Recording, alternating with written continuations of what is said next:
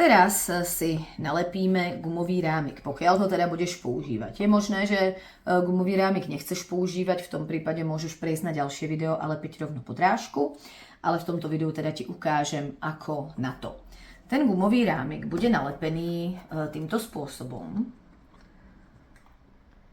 Jo, vidíš to, že mi to akurát aj vychádza presne po tú moju značku, ktorú som si tu naznačila. A budeme začínať opäť niekde v tej oblasti vnútornej strany nohy, okolo členka, ale nebudeme začínať úplne presne v tom istom bode, kde sme začali lepiť kožený rámik. Napríklad môžem začať niekde tu. A je ideálne, pokiaľ je ten rámik na tom začiatku zostrihnutý na šikmo, vyzerá to potom úhľadnejšie, je to zakončenie, takže ja si ho takto zostrihnem na šikmo. A budem počítať s tým, že začínam niekde približne tu. Aby nám naozaj rámik dobre držal, tak môžeš trošičku túto vnútornú hranu, ktorá sa práve bude lepiť na kožu, môžeš ju trošičku zdrsniť šmirglom. Ja to teraz nebudem robiť, aby mi tu nepadali kúsočky, ja už som si to urobila predtým, ale takto vlastne ako to vezmeš a trošku to tým šmirglom zdrsníš. Tento konkrétne rámik Zephyr je vlastne už zdrsnený od výroby, takže ak to aj neurobíš, tak by ti mal dobre držať. Ale keď chceš mať 100% istotu, tak to ešte môžeš urobiť. A lepidlo budeme v tejto chvíli nanášať na celú túto vnútornú stranu toho rámiku. To znamená aj na tie zúbky, aj vlastne tu na tú celú tú časť sem. A potom na celú túto zdrsnenú časť toho koženého pásu. To znamená aj na bok, aj zo spodu.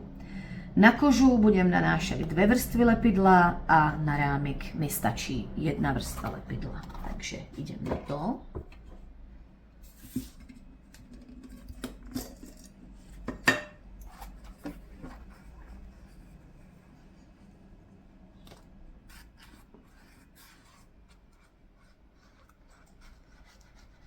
Tuto vôbec nevadí, keď sa ti náhodou stane, že ti to lepidlo skrátka prejde na tú zafarbenú časť kože.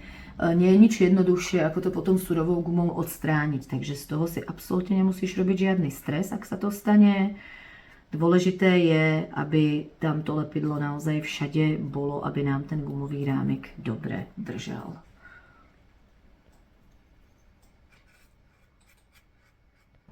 Tak tu už 1 vrstvu mám, teraz nanesiem 1 vrstvu na ten rámik.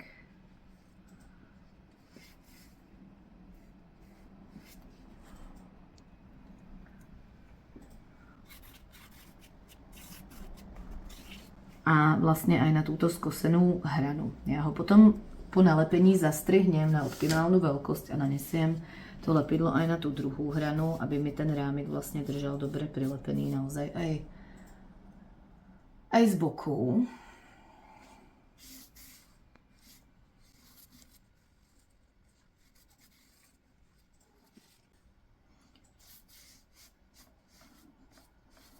Tak a teraz už mi zostáva len druhá vrstva lepidla na kožu. Počkám, až to zaschne a budem lepiť.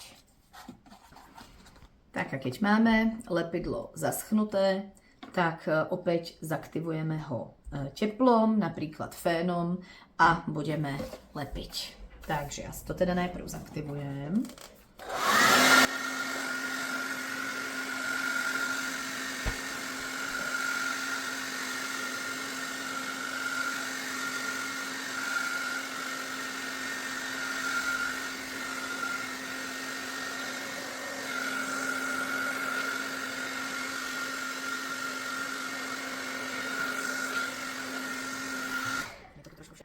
Tak, a ja začnem.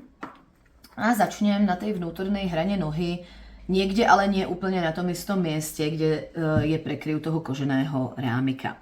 A v podstate, keď si takto tú topánku stlačím, tak ja presne akoby vidím, kde je tá hrana. Takže rámik priložím čo najpresnejšie. Mal by mi teda prekryť tú zdrsnenú časť. A trošku si môžem pomôcť tým, že vždycky tak to jako naznačím, uvidím, kde je ta hrana a tento tvarovaný rámik krásně jakoby ta topánka, ta hrana do něho jako zapadne. Existují aj iné typy rámikov, které třeba z nie sú takto tvarované a musíš to jako zkrátka robiť viac odhadom. Ale tady teda konkrétně pri tomto type, to je rámik Zephyr, tak to ide úplně perfektně. Tak vždycky kúsok nalepím, pritlačím, aby som ho poriadne dolepila a pokračujem ďalej. Aj tu, keby náhodou sa ti to úplne nepodarilo, veľmi rýchle strhni.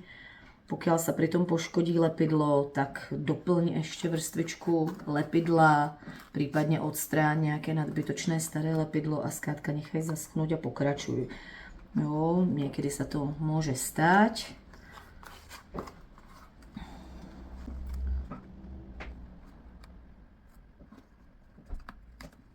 Tu si to aj musím malinko poupraviť, aby mi to prekrylo dostatočne to moje zdrsnené miestečko.